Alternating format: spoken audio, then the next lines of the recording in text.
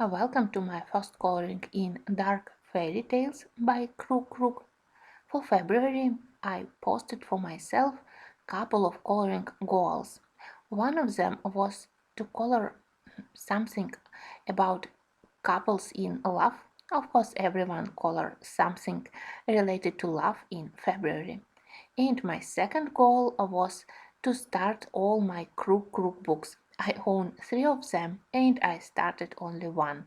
So I decided that this page where we have Beauty and the Beast could be a very good choice. So I will keep two of my promises. Here we definitely have couple in love and I can start my dark fairy tale page.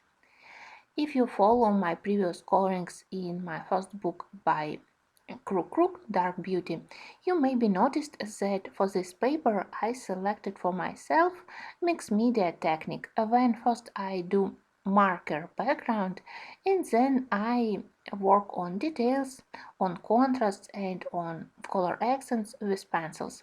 For me it's the quickest way and also the easiest way to work on this paper. For this page, I decided to use the same technique, and even if when I work with very light shades of alcohol markers on this paper, I am still terrified during first couple of minutes when alcohol isn't dried yet and all you can see is ugly dark areas when you can see black paint from the back.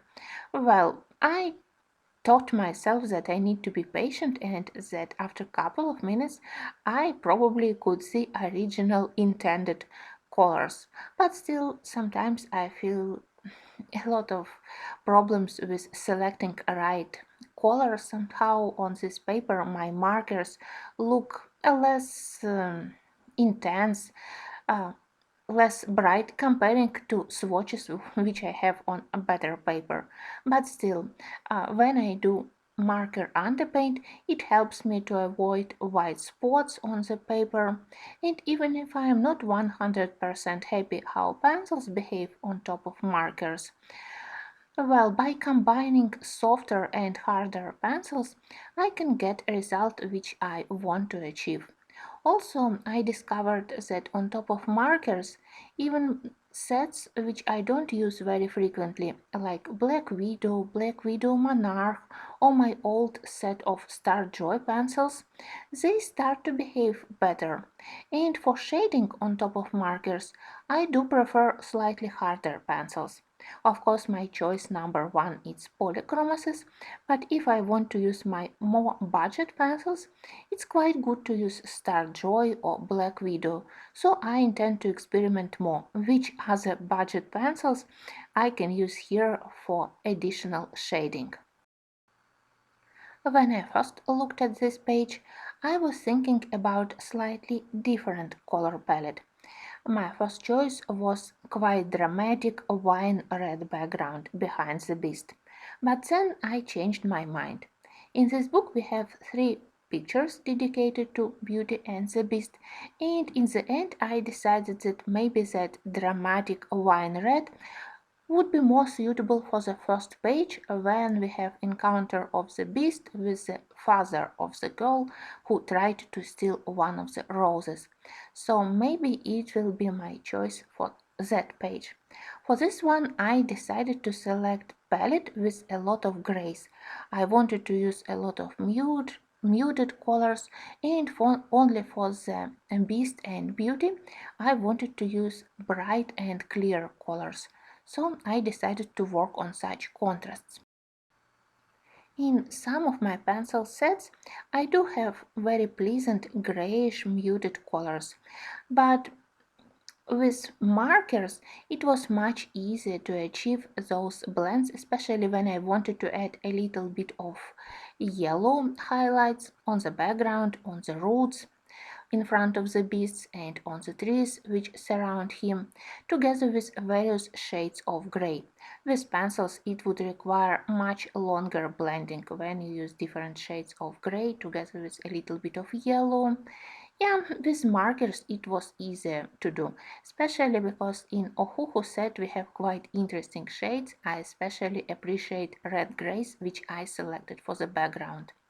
When my marker background dried, I decided to make it more dramatic, so on top of it I added Caput Mortuum Violet, black, and also quite helpful pencil for blending was Mars Violet from a Derwent drawing. Interesting and quite unique shade. Then I worked on contrasts on the roots and on trees. Well, I was afraid to continue working with markers to increase shadows with darker shades of markers, so instead I grabbed my Starjoy pencils, which have quite acceptable range of warm and cool grays, and I added them where I wanted deeper shadows on roots and trees. For the coat of the beast, I decided to use blue-violet color, so basic was Delft Blue by Polychromos, but I also wanted to make connection to the background color. For me, it was first experience when I used to gather a marker on and pencils when I did first pencil shading and then on top of it I used alcohol marker. I realized that actually it's quite possible to use them in a reverse way because I love to use alcohol marker as blender for to avoid grainy look on the cheap and soft paper. So I realized that I can use here my red gray from the background on top of Delft Blue to add this additional color accent. Well, I know that it's rambling, but for me it was a discovery. Usually I do alcohol background first and then I work on additional colors with pencils, but today I use them in reverse order. First pencils and then on top of it marker. It's stupid, but for me it was a discovery.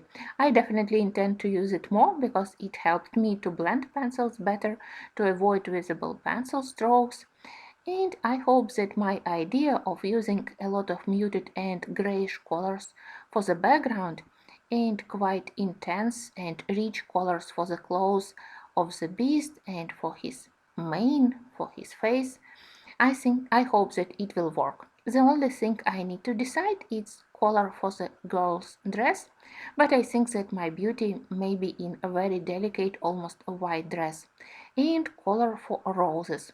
But maybe I will stick to classic bright wine red.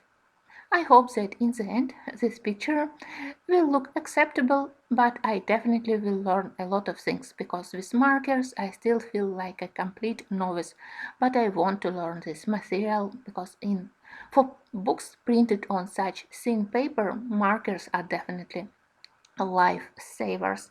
So wish me luck and I hope that you will also watch next parts.